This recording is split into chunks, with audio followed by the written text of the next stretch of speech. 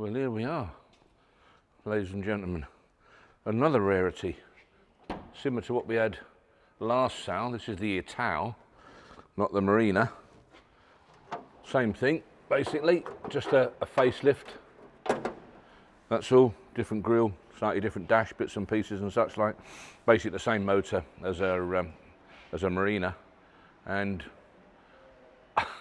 lovely car, this lovely van, should I say, but probably one of the biggest disappointments the British motor industry has ever witnessed, when they said we've got the all-new Morris Ital coming out, or Austin Ital, whatever it was, replacing the Morris Marina, and basically it was a Morris Marina with a different grille, and it was an absolute disappointment, a total and 100% disappointment. I think they sold very, very few Ital vans, less than they sold Marina vans, which they didn't sell many of. So it's a shame, really. And I heard this straight from the horse's mouth from a main dealer whose site we now own, and he said it was a total disappointment when they pulled the sheet off of a brand new Ital at an opening night in the showroom down at Thornton Dower. All his old customers were there expecting to see a new model to replace their Morris Marina, and he said you could hear everyone go, oh dear, and this is the result. But lovely example, this. I'm not knocking this particular vehicle, it's amazing actually, it's really nice. Because as we say, I don't want to keep on about it, but you've got to understand that commercial vehicles were bought to work and work to death, so consequently there's very few out there.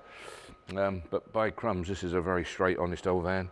Bit of micro blistering here and there, as you can see. But look how straight this is. Really, really nice van.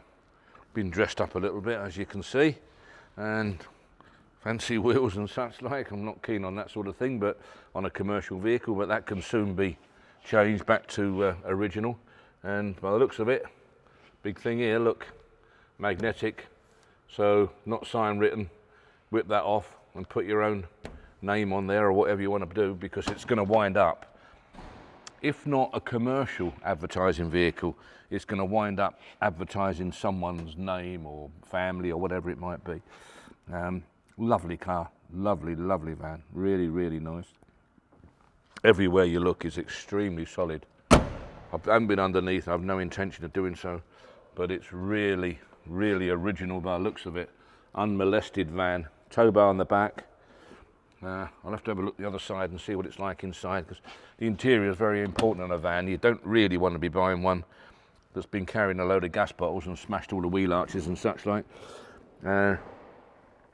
which this certainly hasn't. It's half panelled inside, which is great. It's another brilliant idea. All the vans we've ever run, we've always panelled them to stop any damage, you know, from the dinging out, rather than having things fly about inside and cause a lot of damage. It's just lovely. I think it will cause a lot of interest. I would imagine the reason it's here because we just made a world record of a pickup, which I don't think will ever be equalled.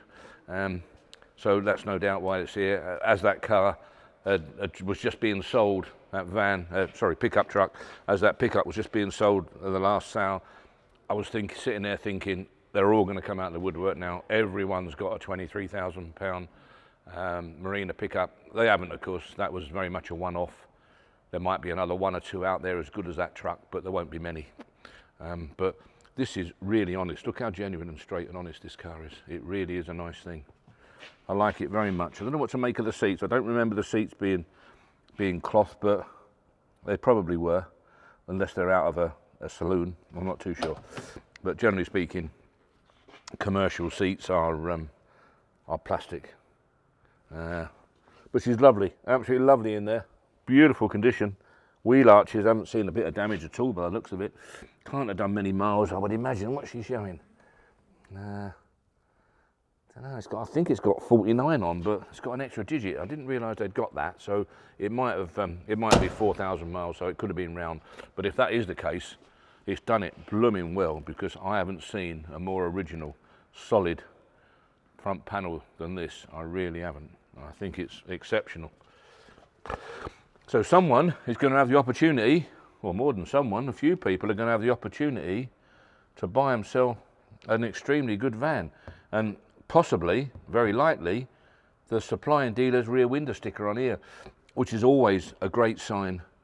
Douglas Graham's Balham, Southwest 17. Beautiful. Bumper's correct, nice tow bar fitted. Looks from here to be a stainless steel exhaust, a very clean exhaust. I presume it would be stainless steel. And just so straight and level. Really, really nice. Really exceptional. I'm not keen on all this, being a little bit dressed up and the wheel trims and such like, but you know, you can take it off. You can put it back to total standard if you want. So that one, definitely going to cause a lot of interest. Not going to make 23,000 quid like the pickup, absolutely no way. I wouldn't like to say what it's going to make, but I could see it doing 10. I think it might do 10 grand, that car, because it is so honest. That's the giveaway. This panel here tells you that it's dead right. These two panels, very, very right, that car. And next to it is the Vauxhall Victor FD. Now the FDs are very rare. They replaced the Victor 101, the FCs as we know, which replaced the FBs of course. But the FD in particular is an extremely rare car. Very, very rare, very unusual car. Had a fantastic paint job, beautiful job, really, really lovely. Looks as though it's like a nut and bolt paint job. Everything off. Made a beautiful job of it. Interior's superb. Manual car. What a vehicle. Absolutely lovely. Caused a lot of interest, this one. Very, very rare bit of kit. No doubt about that. Extremely nice. Beautiful. Some bits and pieces in there. I'll let you have a look with the camera. But a lovely clean boot. The bonnet pull is very stiff, so I'm not going to force it. I'm not going to push it and risk it at the moment. So I shan't do that. But yeah, it's a lovely car, really nice. First Vauxhall with a slant engine. Fashionable to knock the slant engine, just like it is V4 and V6 Fords. I've had great experience of them. They're a very strong engine. I've only ever rebuilt one in my career, and that was a Bedford CF that had been worked to death. Generally speaking, they're a nice engine.